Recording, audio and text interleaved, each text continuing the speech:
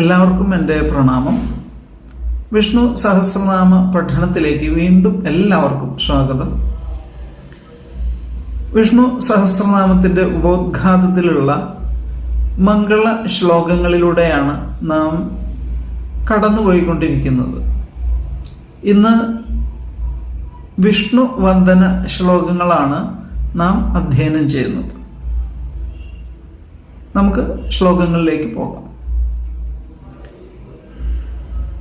അവികാരായ ശുദ്ധായ നിത്യായ പരമാത്മനെ സദൈകരൂപരൂപായ വിഷ്ണവേ സർവജിഷ്ണവേ യസ്യ സ്മരണമാത്രേണ ജന്മസംസാരബന്ധനാത് വിമുച്യത്തെ നമസ്തസ്മൈ വിഷ്ണവേ പ്രഭവിഷ്ണവേ. നമസ്സമസ്തഭൂതാനാം ആദിഭൂതായ ഭൂഭൃതേ അനേകരൂപരൂപായ വിഷ്ണവേ പ്രഭവിഷ്ണവേ. ശ്ലോകം ഒരിക്കൽ കൂടി ഞാൻ ചൊല്ലാം. അവികാരായ ശുദ്ധായ നിത്യായ പരമാത്മനെ സദൈകരൂപരൂപായ വിഷ്ണവേ സർവജിഷ്ണവേ യസ്യ സ്മരണമാത്രേണ ജന്മസംസാരബന്ധനാത് വിമുച്യത്തെ നമസ്തസ്മൈ വിഷ്ണവേ പ്രഭവിഷ്ണവേ.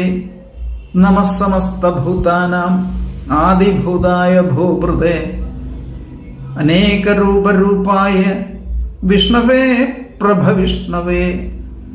നമുക്ക് ഓരോ ശ്ലോകങ്ങളിലൂടെയും കടന്നു പോകാം. ആദ്യ ശ്ലോകം. അവികാരായ ശുദ്ധായ നിത്യായ പരമാത്മനെ. അവികാരനായിരിക്കുന്ന വികാരരഹിതനായ ആൾ ആരോ അയാൾ അവികാരൻ.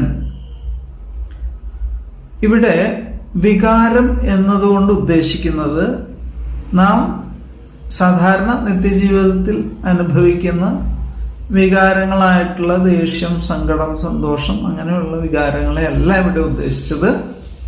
മറിച്ച് ജനിച്ചിട്ടുള്ള എല്ലാ ജീവജാലങ്ങൾക്കും പൊതുവായി കാണപ്പെടുന്ന 6 വികാരങ്ങളാണ് ഇവിടെ പറയപ്പെടുന്നത്, ഉദ്ദേശിക്കപ്പെടുന്നത്. അതായത് ശരീരമെടുക്കുമ്പോൾ ജനിക്കുക, നിലനിൽക്കുക, വളരുക, രൂപാന്തരം സംഭവിക്കുക, ക്ഷയിക്കുക, പരിപൂർണമായി നശിക്കുക. ഇങ്ങനെ 6 വികാരങ്ങളാണ് എല്ലാ ശരീരവും പ്രകടിപ്പിക്കുന്നത്. ഈ 6 തരത്തിലുള്ള വികാരങ്ങളും ഇല്ലാത്തയാളാണ് ഭഗവാൻ. അങ്ങനെ അവികാരനായിരിക്കുന്ന ശുദ്ധായ പരമപരിശുദ്ധനാണ് ഭഗവാൻ. ഭഗവാനെ കളങ്കപ്പെടുത്തുവാൻ ലോകത്തിൽ ഒരു ശക്തിക്കും സാധ്യമല്ല. നിത്യനിർമ്മലനായിട്ടുള്ള ആ ഭഗവാനായിക്കൊണ്ട് നിത്യനായിട്ടുള്ള എന്നും നിലനിൽക്കുന്ന ഭൂതകാലത്തിലും വർത്തമാനത്തിലും ഭാവി കാലത്തിലും നമുക്ക് കാണാൻ കഴിയുന്ന ഒരേ ഒരു ആൾ മാത്രമേ ഉള്ളൂ, അത് ഭഗവാനാണ്. അങ്ങനെ വികാരരഹിതനും ശുദ്ധനും നിത്യനും പരമാത്മ സ്വരൂപനുമായിട്ടുള്ള ഭഗവാനായിക്കൊണ്ട് സദാ ഏകരൂപരൂപായ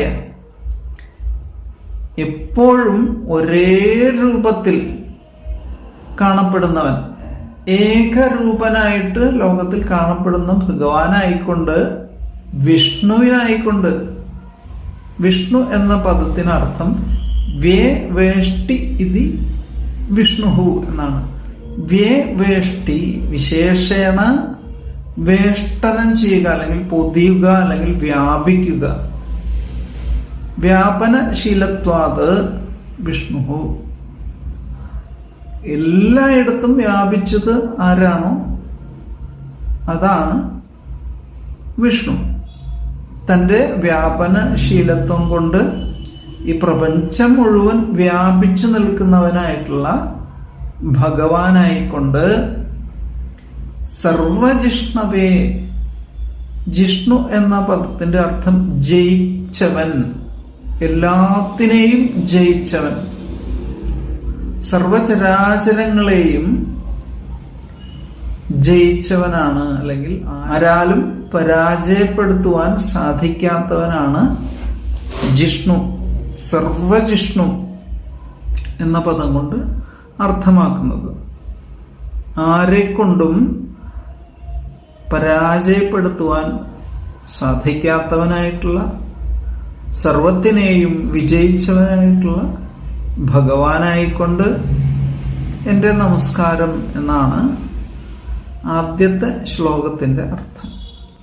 അടുത്ത ശ്ലോകം യസ്യ സ്മരണമാത്രേണ ജന്മസംസാരബന്ധനാത് വിമുച്യതേ നമസ്തസ്മൈ വിഷ്ണവേ പ്രഭവിഷ്ണവേ. യസ്യ സ്മരണമാത്രേണ, ആരുടെ സ്മരണം കൊണ്ടാണ്, ആരെ സ്മരിക്കുന്നത് കൊണ്ടാണോ ജന്മസംസാരബന്ധനാത് വിമുച്യതേ, ജനന മരണ ദുഃഖ സാഗരമാകുന്ന ഈ സംസാര ബന്ധനത്തിൽ നിന്ന് വിമുച്യത്തെ, മോചനം പ്രാപിക്കുന്നത് വിഷ്ണവേ പ്രഭവിഷ്ണവേ, ആ വിഷ്ണു ഭഗവാനായിക്കൊണ്ട്, ആ പ്രഭവിഷ്ണുവിനായിക്കൊണ്ട് എൻ്റെ നമസ്കാരം. ഇവിടെ പ്രഭവിഷ്ണു എന്നുള്ള പദം കൊണ്ട് അർത്ഥമാക്കുന്നത് അത്യന്ത പ്രഭാവശാലിയായിട്ടുള്ള എന്ന് ഒരർത്ഥം പറയാം. വിഷ്ണു സംഹിതയിൽ പറയുന്നത് വിഷ്ണു ഭഗവാന് 3 തരത്തിലുള്ള സ്വരൂപ വിശേഷങ്ങളുണ്ട് എന്നാണ്. സ്ഥൂല സൂക്ഷ്മ പരത്വേന ത്രിധാജ ഭഗവാൻ സ്ഥിതഃ, പ്രഭവിഷ്ണു, മഹാവിഷ്ണു, സദാ വിഷ്ണുശ്ച സംസ്മൃതാഃ എന്നാണ് വിഷ്ണു സംഹിതയിൽ പറഞ്ഞിട്ടുള്ളത്. ഭഗവാന്റെ സ്ഥൂല രൂപമാണ്, കാണപ്പെടുന്ന ഭക്തന്മാർക്ക് പ്രകടമായിത്തീരുന്ന സ്വരൂപം ഏതാണോ അതാണ് പ്രഭവിഷ്ണു. ഇതാണ് ഭഗവാന്റെ സ്ഥൂല രൂപം. രണ്ടാമത് വരുന്നത് മഹാവിഷ്ണു സ്വരൂപമാണ്. അത് യോഗിമാർക്ക് മാത്രം ദൃശ്യമാകുന്ന, ഓരോ ജീവനിലും അന്തർലീനമായിരിക്കുന്ന, ജീവനായി കുടികൊള്ളുന്ന ഭഗവാന്റെ സ്വരൂപം ഏതാണോ അതാണ് മഹാവിഷ്ണു. ഇത് സൂക്ഷ്മ രൂപമാണ്. അടുത്തത് പരരൂപം. ഇത് ഏറ്റവും സൂക്ഷ്മമായിട്ടുള്ള മൂലകാരണ സ്വരൂപമാണ്. ഈ പ്രപഞ്ചത്തിന് മുഴുവൻ കാരണഭൂതമായിട്ടുള്ള ഭഗവാന്റെ സ്വരൂപമാണ്. ഭഗവാനാകുന്ന മൂലത്തിൽ നിന്നാണ്, കാരണത്തിൽ നിന്നാണ് ഈ പ്രപഞ്ചം മുഴുവനും പ്രകടമായി വന്നിട്ടുള്ളത് എന്നാണ് പറയപ്പെടുന്നത്. അങ്ങനെ ആ സൂക്ഷ്മ കാരണ സ്വരൂപമായിട്ടുള്ള ഭഗവാന്റെ സ്വരൂപം ഏതാണോ അതാണ് പരരൂപം എന്ന് പറയപ്പെടുന്നത്. അത്യന്ത പ്രഭാവ സ്വരൂപമായിട്ടുള്ള പ്രഭ വിഷ്ണു എന്ന സ്ഥൂല രൂപത്തിൽ സ്ഥിതി ചെയ്യുന്നവനും ലോകം മുഴുവനും വ്യാപിക്കപ്പെട്ടിട്ടുള്ളവനും ജന്മ സംസാരമാകുന്ന ബന്ധനത്തിൽ നിന്ന് ആരുടെ സ്മരണം കൊണ്ടാണോ മോചിപ്പിക്കപ്പെടുന്നത് ആ ഭഗവാൻ വിഷ്ണുവിനായിക്കൊണ്ട് എൻ്റെ നമസ്കാരം എന്നുള്ളതാണ് ഈ ശ്ലോകത്തിൻ്റെ അന്തരാർത്ഥം. അടുത്ത ശ്ലോകം നമഃ സമസ്തഭൂതാനാം ആദിഭൂതായ ഭൂഭൃതയെ. എല്ലാ ഭൂതങ്ങൾക്കും, നമ സമസ്തഭൂതാനാം ആദിഭൂതായ, എല്ലാ ജീവജാലങ്ങൾക്കും മുൻപ് ഉണ്ടായിട്ടുള്ള ഭഗവാനായിക്കൊണ്ട് ഭൂഭൃതേ, ഭൂമിയുടെ ഭർത്താവായിട്ടുള്ള അനേക രൂപരൂപായ ഈ പ്രപഞ്ചത്തിൽ കാണപ്പെടുന്നത് മുഴുവനും മഹാവിഷ്ണുവാണ്. അനേകം എണ്ണമറ്റ ഓരോ ജീവജാലങ്ങളുടെയും സ്വരൂപത്തിലും കാണപ്പെടുന്നത് ഭഗവാൻ തന്നെയാണ്. അങ്ങനെ അനേക രൂപത്തിൽ കാണപ്പെടുന്ന ഭഗവാനായിക്കൊണ്ട് ഈ ലോകം മുഴുവനും നിറഞ്ഞു നിൽക്കുന്ന അത്യന്ത മഹിമാശാലിയായിട്ടുള്ള ഭഗവാനായിക്കൊണ്ട് എൻ്റെ പ്രണാമം അർപ്പിക്കുന്നു എന്നുള്ളതാണ് ഈ ശ്ലോകത്തിൻ്റെ താല്പര്യം.